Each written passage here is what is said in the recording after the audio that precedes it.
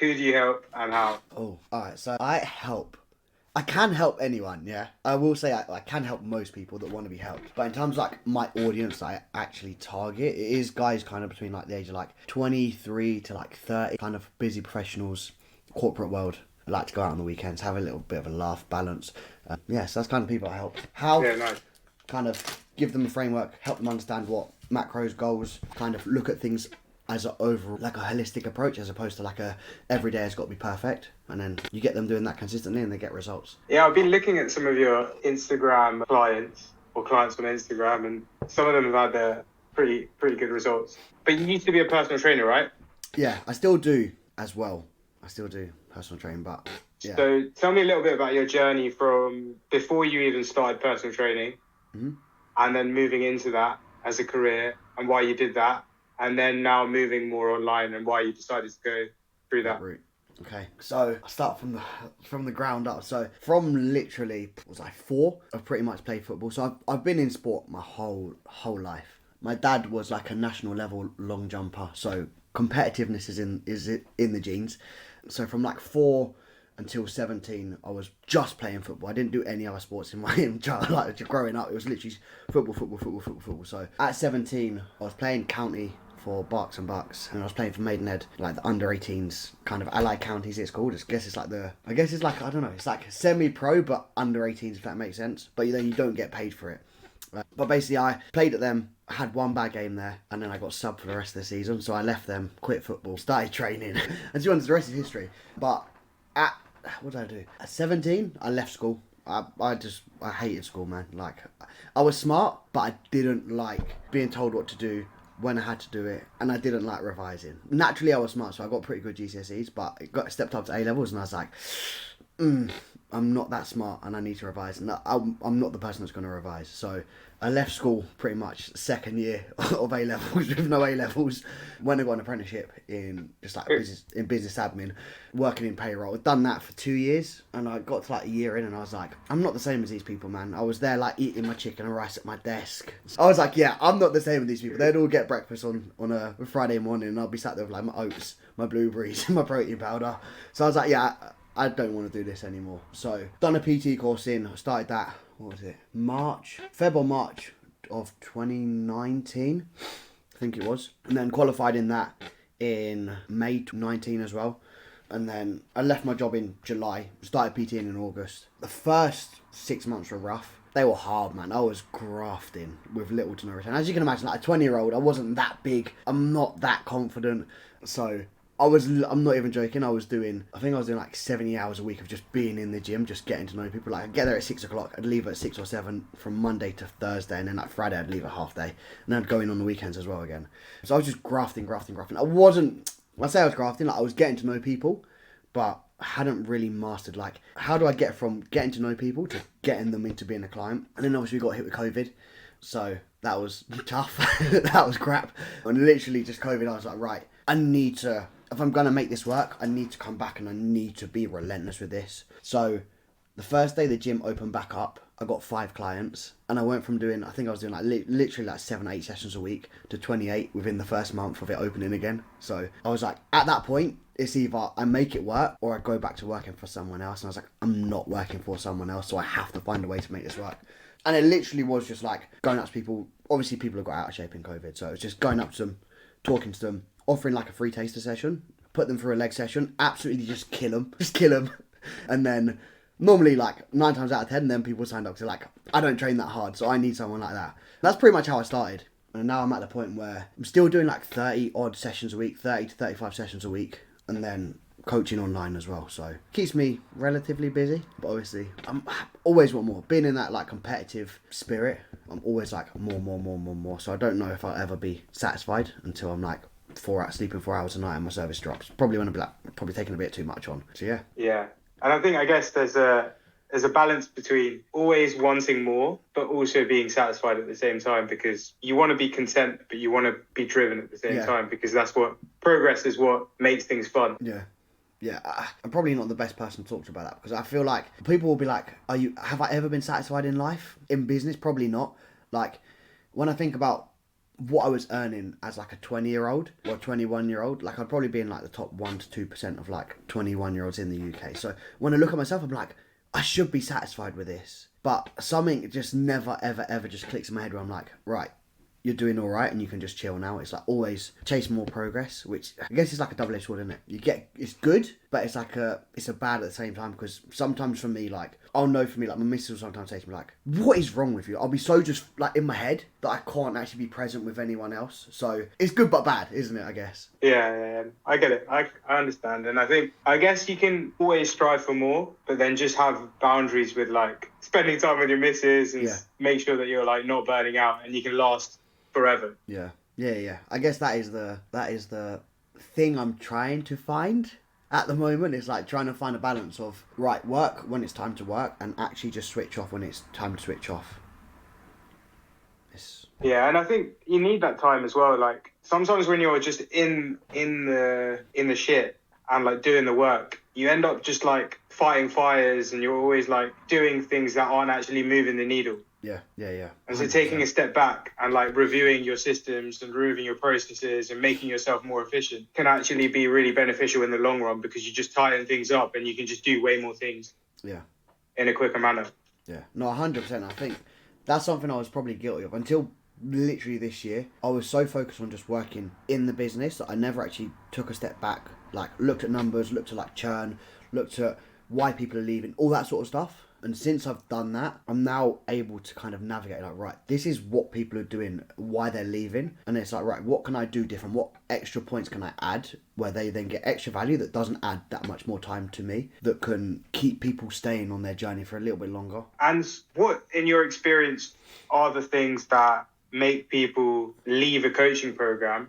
And what are the things that keep people inside? Okay. I think leaving, a lot of the time it's either they're not fully bought into the process. So sometimes you'll get people come on and they'll kind of like, they're not ready for the actual change that it takes. That's one reason. So like some people will come on, they'll kind of dilly-dally for a couple of months and they'll be like, this isn't really working. I'm not actually making any progress. And not a lot of the time, it's not that as a coach you're not doing enough for them. It's normally just that they're not in their journey. They're not ready for the change. Because it's something that I probably had when I was starting out, that I'd get people on and I'd be like, am I just not a good coach? Because like, what am I doing wrong that these people are coming in and they're not making any progress? And then you kind of understand that like some people aren't ready for that right now, and you have to say to them, look, you're not ready, come back in a couple of months, or let's chat in a couple of months and let's try and see if you're in that spot mentally where you can actually move on. So that's probably like one. The second one, obviously the best one, is that they've learnt enough from you where they feel that they're confident to do it themselves. And then, why else do people leave? Financial, I guess, is probably one of the other biggest hurdles, like, obviously, with the last couple of years, where people are like, think situations change, mortgage rates go up and all that stuff, where people are just like, my mortgage is double, I literally, like, have to cut back on luxuries. Unfortunately, this is a luxury, and I can't afford it at the moment, so when that happens, there's obviously nothing you can do. And in terms of keeping people staying, I'd say the biggest thing for me that I've found that helps people stay is actually probably just creating a community of people. Like, coaching can be very much just one-to-one, but when people are doing it with other people, whether it be family, relatives, friends, or just people that you coach as well, I often find that when people are really bought into the community, like, that helps people drive on more, and they understand that often not, they'll find that the problems that they're having, people are actually having, and they're actually not too different from the majority of people that they look at on Instagram or social media that they see, like me posting the transformations, and they realise that everyone's got their own issues, people, whether it be alcohol, food, relationships, everyone's got issues that goes on, everyone's got stress in their life, and it's about, for me, it's about creating a community where people feel part of something. And I think that is probably the biggest thing that I see that keeps people staying for a long time, and then obviously being a good coach as well. Yeah.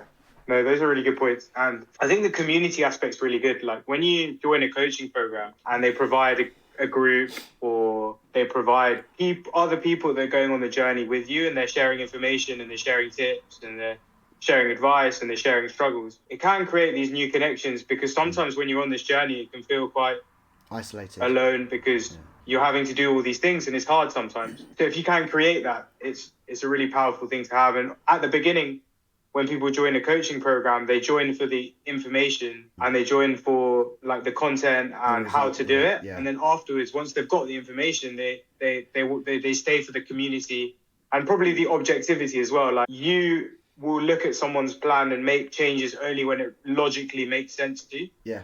Whereas someone else, once they're like 10 weeks deep in a fat loss phase and the scale isn't budging, but they're getting a little bit leaner, they might just start doing cardio every day, and that could be the worst thing that they actually end up doing.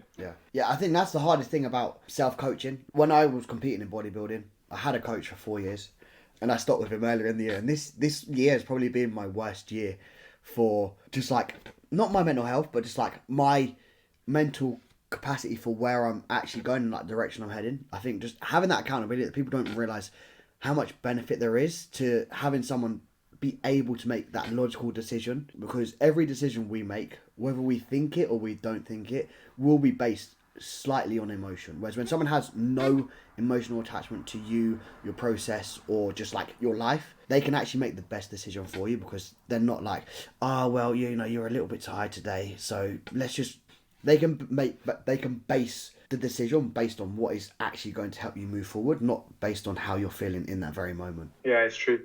So what, in your experience, is the things that make the difference between someone who gets a transformation and then someone that doesn't get a transformation? They're the people that just go through the process, but then they don't get the results that they want. What's the traits, the values, the behaviors of the people that get success in their physique goals? A lot of the time, I think, especially in fat loss, probably the biggest motivator for people is to actually move with speed. Like, I think when people move super slow through a fat loss phase, you're only bought into it for so long before you're like, this is boring, man. And then, like, especially around this time of year when people have got like events on, barbecues, work events, all that stuff, it then makes it hard for them to be consistent with things. So I think the number one thing that helps people get success in fat loss is probably speed and moving at a decent pace. In terms of like the values, the kind of the mindset that people are in, is a hard one because it varies from person to person. I think a lot of the common traits that my clients that get the most success, a lot of them are probably the most positive people that you'll ever meet, and just like their outlook on life is always one of a positive. Like your dad, for example, I don't think I've ever heard him complain. I've never heard him complain, and he gets his every single week. His trend is going down. So I think just the mental frame of mind where people are in, where it's just like, I've got to do it anyway. So whether it's a good day or a bad day, it doesn't matter. I think a lot of people that will try and make excuses or kind of like justify to themselves why they haven't had a good week this week, or they haven't had a good day, or why they've got to use their emotion to help them feel some kind of way better, which obviously never works.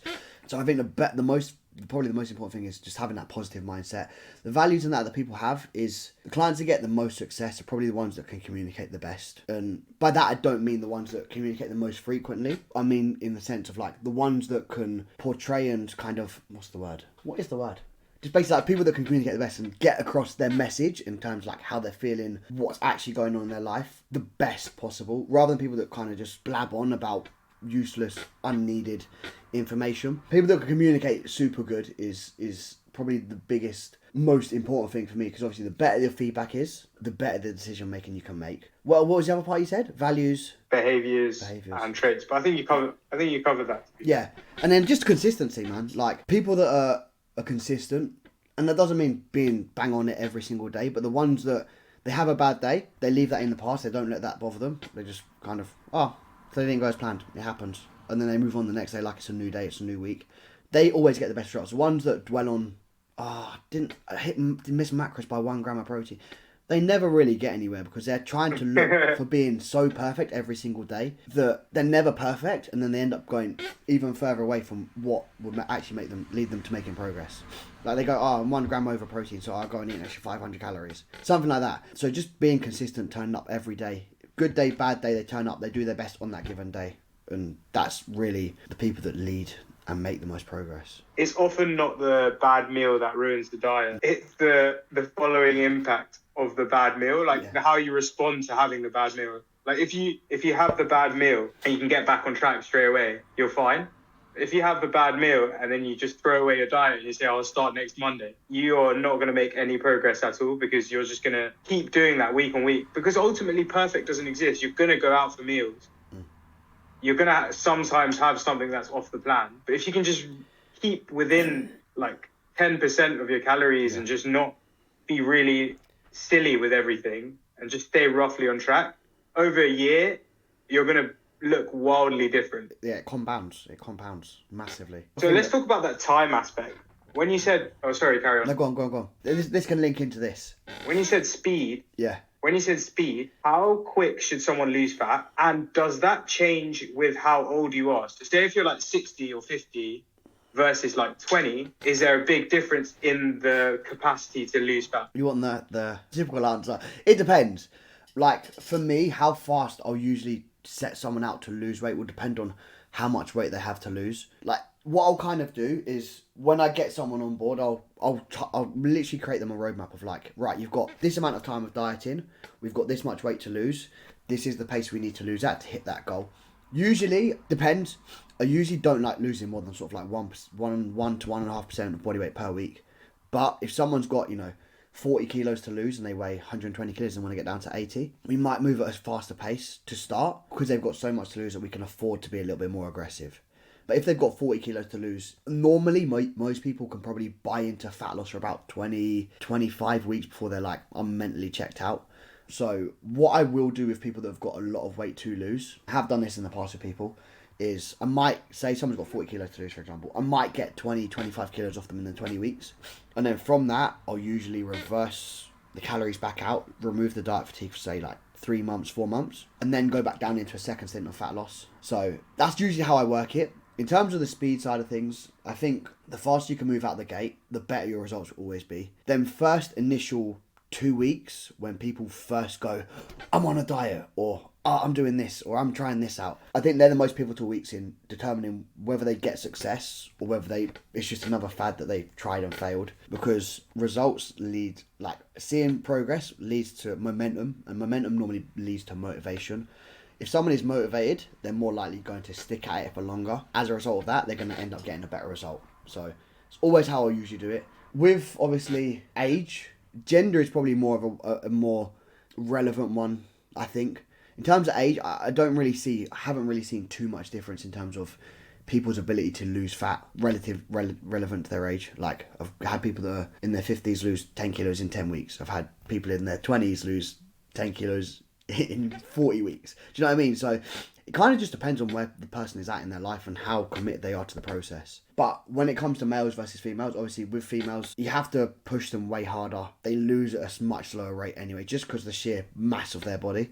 Obviously then the difference in kind of like metabolism that you have. So age-wise, there's not really too much difference. But gender, I definitely see that you have to push women harder to get the same response you would get from a male. And then that's without going down like all the... I found the same with females. Menstrual cycle and all that sort of stuff. So what I'll do with females usually is when I'm tracking their data, I don't usually look at week to week. I usually compare week to week in terms of like where they're at in their cycle. So obviously if they're in like in the period week, for example, I'm usually going to expect some kind of raise in body weight just due to kind of hormonal fluctuations, aldosterone rise and all that stuff. So what I'll usually do is I'll compare where they are in their cycle versus where they were in the previous cycle, and then from that we can then be like, right, we're getting true weight loss, or right, we need to push things a little bit harder. Okay.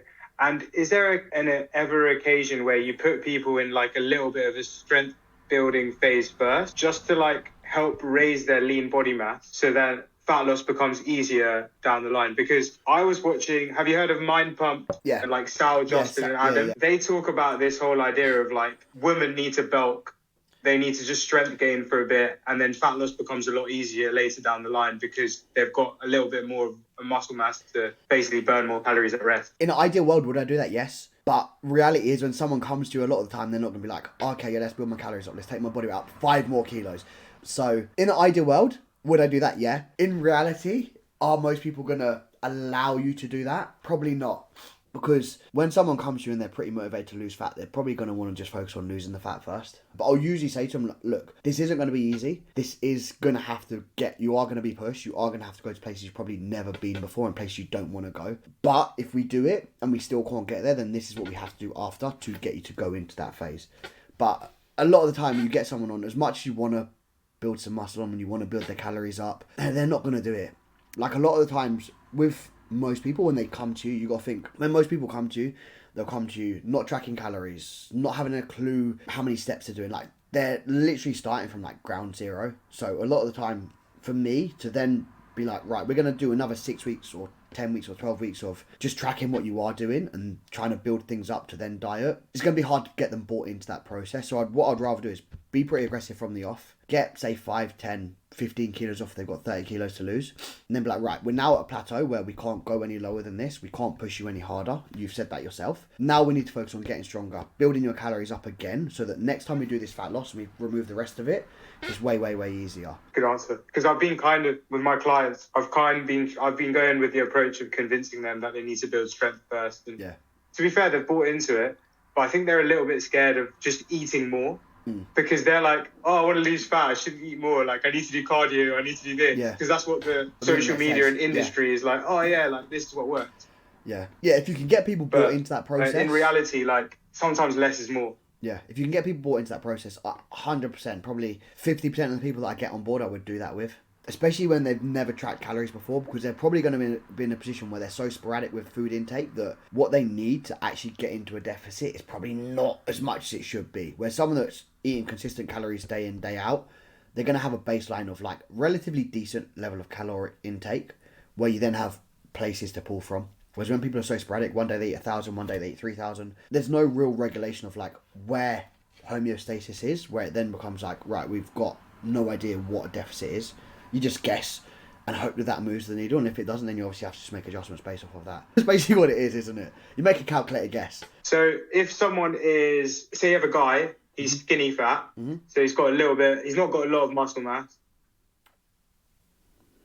He's like, he has to eat like 1,500 calories to be in a moderate deficit, but he wants to get leaner, or he wants to build a lean, muscular physique. That's his goal. What am I doing? What plan would you set out for him? Yeah. The first thing I'm going to say to him is, what one do you want more right now? Because they will often answer with one or the other. And then from that, I then dictate what we do. Like, a lot of people, like this recomp craze that people give online is such bullshit. Like, the only people that recomp are newbies, people that have taken time off the gym, and people that use steroids. Like, if you're relatively advanced in your training, you're not recomping. Whether you have low levels of muscle mass or high levels of muscle mass, you're not recomping if you're relatively advanced in your lifting. So I'd rather focus on either trying to build muscle or trying to lose fat. So what I'll usually do is I'll go, what one is more important to you right now? In this next 10, 12 weeks, do you want to be bigger with more muscle, or do you want to be leaner with less fat? And they'll usually go one or the other, and then based on that, I'll then decide what route we go. Because ultimately, for me, like, it's all well and good saying, well, I think you should do this, but whatever they want, they're going to probably be more bought into, and they're probably going to adhere to better. Like, if I say to someone, no, I don't think you should diet, I think you should build your calories up, I think you should build muscle, but they want to diet and they want to get leaner, they're probably going to do things that aren't on their plan, that you don't want them doing at that current time. Yeah, and ultimately it comes down to what the client wants. Yeah. You're just there to serve their goals and their aspirations. Yeah. So let's talk about your, like, experience competing. Why did you do it in the first place, and what were the things that you had to do looking back were a real challenge, and how have you developed and grown from that experience? I literally done it just because I was competitive, like, and since I wasn't playing football, I was like, what can I do that puts me up against someone else? And I was like, well, I'm not that strong, so I can't be a power lifter. So what else can I do? I got to do a bodybuilding competition. That was literally it. That was literally, like, I wish there was like more. I wish there was more to it, but it's just like that competitive edge in me. In hindsight, I'm glad that I did do it, because it actually taught me what I'm actually capable of in terms of like the mental capacity that I have in the depths of like finding your inner self that you can go to. Like, I think a lot of people that get a holiday condition or like photo shoot lean, like, that's hard. But imagine taking off another 5 kilos of fat to then get to stage condition. That's kind of, that's really what it takes. I think in terms of what I learned from it, probably just you can do more than you think. And it allowed me to kind of understand that I can push my business way, way, way more than what I was actually doing. And that's kind of why I stepped away from it this year. Like, I started prep and I was only 2 weeks in as well. And I was like, I can already feel that the pressure that I put on myself and the mental state that I'm in is going to take away from actually serving my clients. And I didn't want that to happen. So I was like, I need to make a decision on why am I actually doing it again this time. I've done it once. It was great. It was fun. But what extra am I going to get from this again this time round? Am I going to learn anything new about myself? Am I really going to benefit my clients more? Or is it just I'm going to gain more followers on Instagram because I look better? Do you know what I mean? So it's more like if it doesn't serve the business, I couldn't find a way in my head to justify going through it again. Yeah, good answer. And I think it just comes down to your priorities at this point in life and realizing that you don't have the capacity to do everything at 100%. And the people that do end up focusing on the one thing in their life that is the most meaningful and the most important end up being the most successful. Yeah. And the thing is, like bodybuilding is great as well. Like, a lot of people that stop competing, they start bad mouthing, oh, this, that.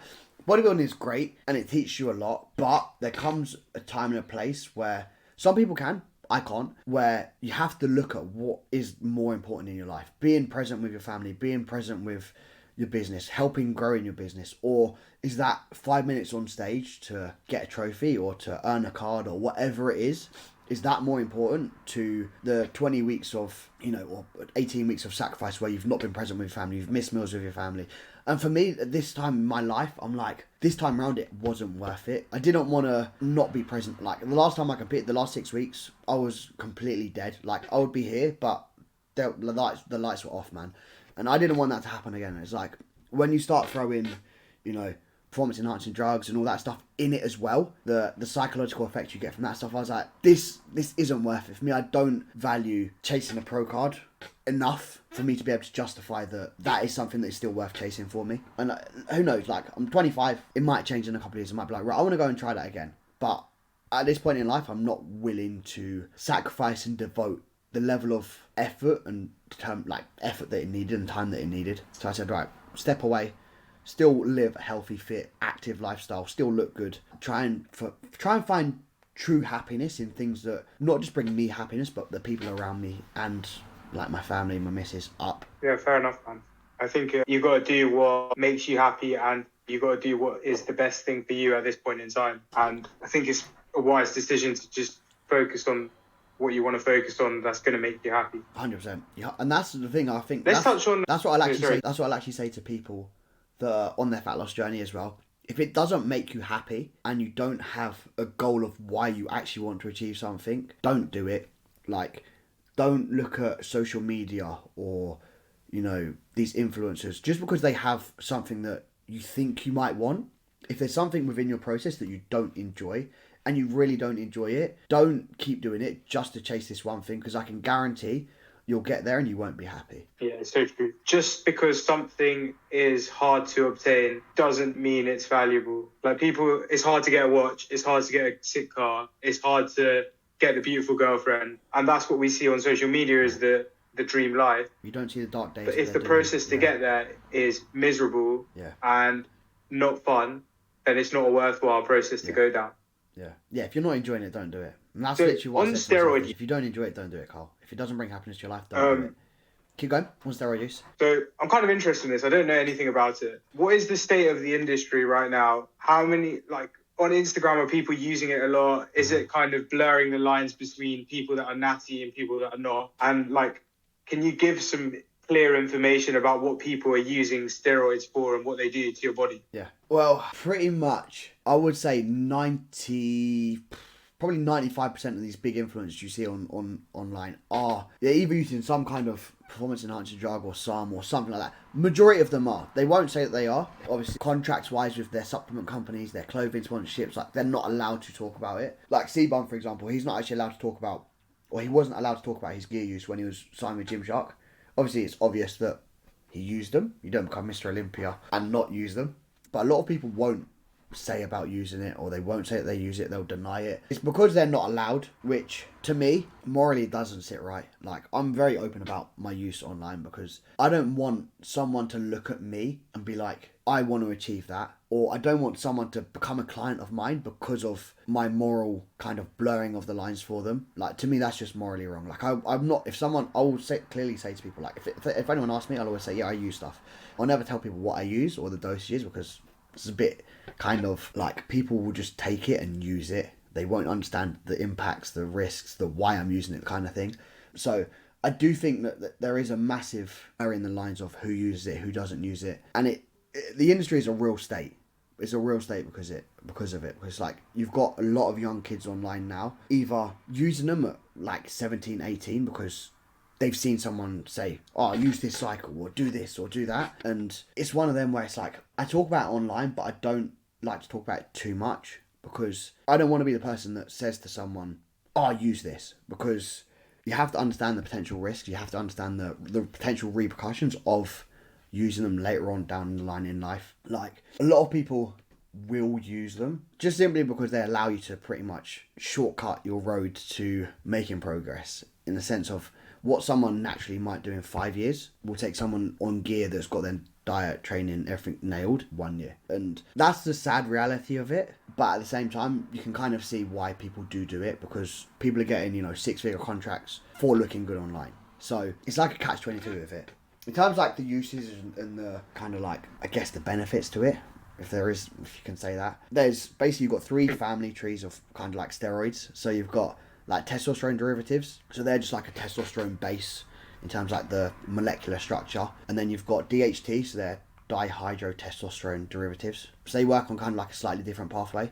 And then you've got NORs as well, they work on a slightly different pathway again. So basically you've got like different receptors in the body where things are more receiving of specific types. It's kind of how you put it in simple. So HTs don't convert to estrogen, so testosterone aromatizes into estrogen, so the DHTs don't, so they help modulate estrogen. So when people do cycles, they'll often pair maybe the testosterone derivative and the DHT derivative, or they might pair all 3.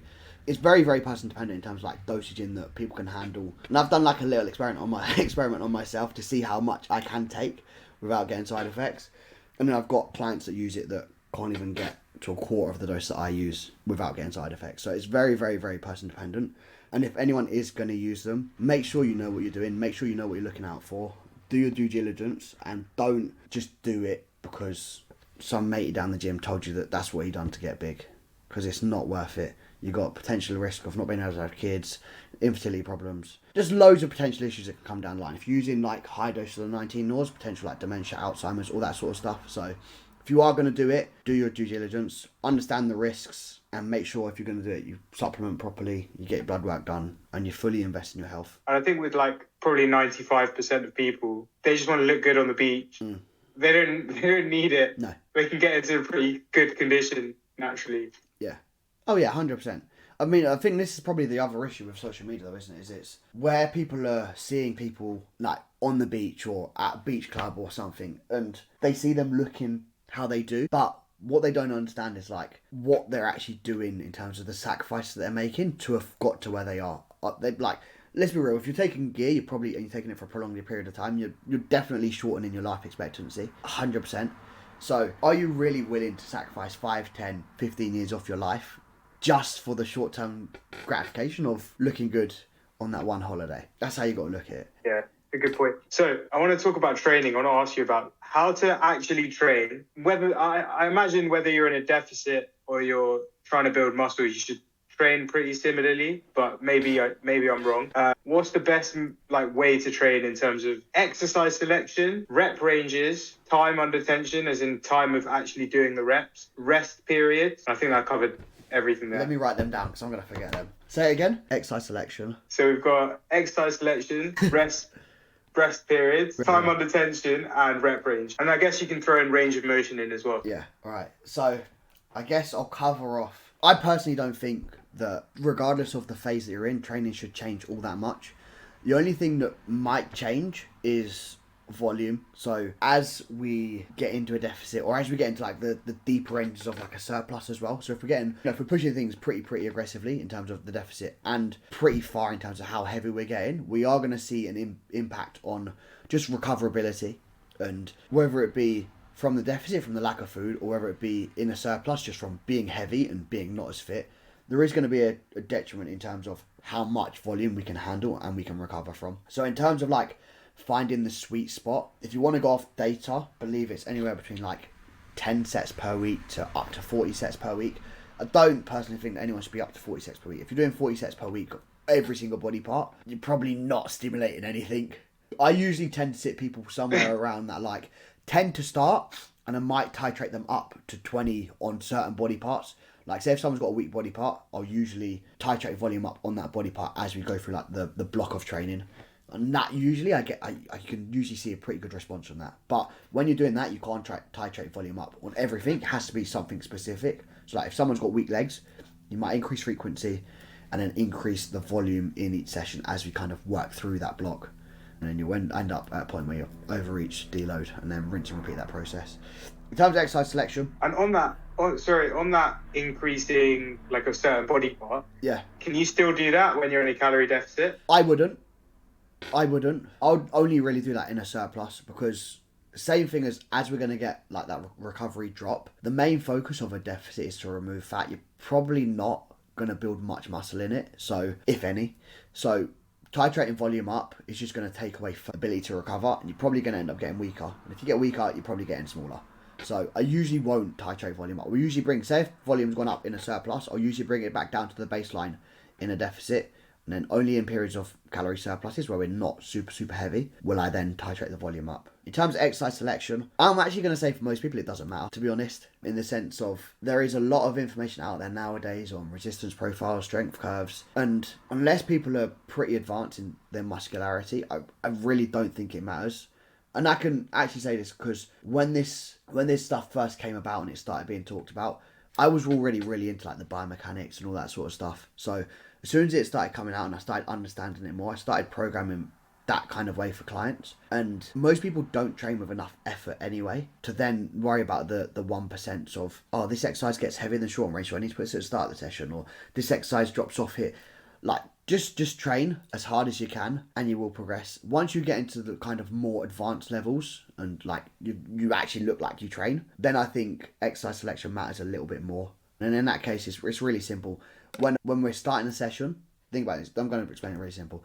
When we're at the start of a session, challenge the muscle where it's hardest to get it short. So, like, for example, if we're going to do... What's a good example of this? Say if you use like a Hammer Strength, the brand Hammer Strength.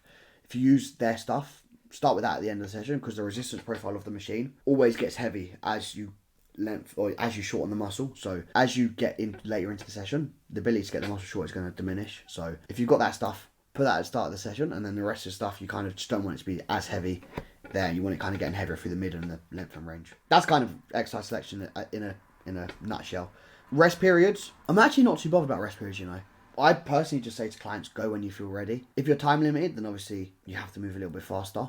But if you're not, just go when you feel ready, whether it be 1 minute, 2 minutes, 5 minutes, 10 minutes. Just go when you're fully recovered. If we're looking at kind of like the day, you probably need 2.5 minutes on bigger movements for like ATP production to be able to kind of be enough to be able to get the sets effective again. But if we're not and we don't have time, then just rest as much as you can. Rep ranges, for me, data says anywhere between like 5 and 30 for hypertrophy. For me, I don't really like going as low as 5, and I don't really like going as high as 30. So personally, I feel like for most people, somewhere between sort of like that 8 to 15 rep range is probably going to be ideal. When we start going up over the 15, you're probably going to find that you stop because of fatigue and the pain, rather than you stop because of mechanical failure or the muscle actually failing. When you go below 8, unless you're doing it on something that's super stable, you're probably not just using the intended muscle. Again, this is speaking for like people that are beginners to intermediate. If you're advanced and you know how to deadlift the 5, like a 5 rep and you can do it safely. But for most people, I wouldn't get them going anywhere below like 8 on most movements. There might be some specific movements where we're trying to build strength, where I'm then going to say 3s, 4s, 5s are fine. But for the majority of people, 8 to 15 is usually that rep range where I like to program people. And then time under tension, I guess, just move with control, pretty much. I don't like focus too much on time under tension. Move with control. If I told you to stop, you should be able to stop at any point in that rep. That's the level of control that I'm after for people. So if I said stop in the middle of a squat, you should be able to stop and hold it there. If you can't stop without having to decelerate and kind of keep moving, then you're moving too fast. Same with the concentric, eccentric and concentric. It's pretty much it. And then range of motion. Just train with full range of motion, pretty much. Just train with as much range of motion as you can safely get access into. So don't let your body move to compensate to get into ranges. So like if you're doing a chest press, go as far as you can actually get your arm back before your shoulder internally rotates. Same with a squat. If you then get butt wink and you lose tension off your quads, just squat to the depth you can keep tension on your quads. Yeah, no, that's good information. And a lot of it kind of, I mean, the first few were like, it doesn't really matter. And I think that's a really key point for people, is that if you're not showing up consistently and you're worrying about all this shit, then you've got to show up. Yeah, because that's going to make way more of a difference than worrying about exercise selection, rep ranges, time under tension, or any of the other stuff that you've talked about anyway. Yeah, just show up and put in as much effort as you can. You do that, you're going to make more progress than 90% of people, whether your form is good, form is average, or your form is pretty bad. Yeah, most people can't do the simple thing of just getting up and going to the gym. Yeah. I've got 5 quick fire questions to round this off. I'm just going to rattle through them. If you had to pick one meal for the rest of your life, what would you pick? Oh, okay. One meal. Oh, that's hard, man. Is it burger and chips? No, I was actually going to say burger and chips. I was going to say burger and chips, but I'm not going to say it. Only because this is versatile, yeah? You can kind of make this in many ways. Cream of rice, berries, banana, dark chocolate, whey. The thought process of that is I can have multiple flavours of cream of rice. So do you prefer cream of rice to oats? In a diet phase, yeah. In a surplus, I don't know. Actually, no, I prefer oats in a diet phase, cream of rice in a surplus. What's your favourite leg exercise? What, for like overall mass? Or just my favourite one to actually do? Just favourite. Probably a squat press. Like a leg press of some kind. Oh, I've been doing that recently. Like a pivot. You know, like the pivot ones. The ones that pivot. It's like a... Yeah. Yeah. At my gym, we've got a Cybex one. So probably that. Because I could actually feel like I could train all my legs on that just by adjusting where my foot positioning is. Yeah, that. Who's your favourite influencer? I actually don't even have a look at my Instagram. In terms of like, who would I say is my favourite influencer? In terms of like content style that he puts out, there's a guy called, where is he? Jackson Pios. He's an Australian guy. I think he lives in Bali. His content, like the effort he puts into his content, like it just looks so slick. You know when you go on someone's Instagram page and you're like, that looks sick. Him. If I had to go in terms of influencer, I'm actually not influenced by anyone. I don't think. Like I look at him and I'm like, his content is good. Like his content is sick. If I had to go, yeah, I actually can't think of one. I'm gonna say him. What's your favourite cheat meal? Oh, I would say burger and chips, but I don't actually get it as a cheat. If I was to go out, and get... Yeah, if you were to go out for a meal, like what's the thing that you most look forward to eating? Imagine you're in bodybuilding prep and you're having your first meal after prep. I actually don't know. Cheesecake Factory, probably. I'm trying to think. Like if I went to... And if you were to open a gym, what would you call it? Gorilla Gym.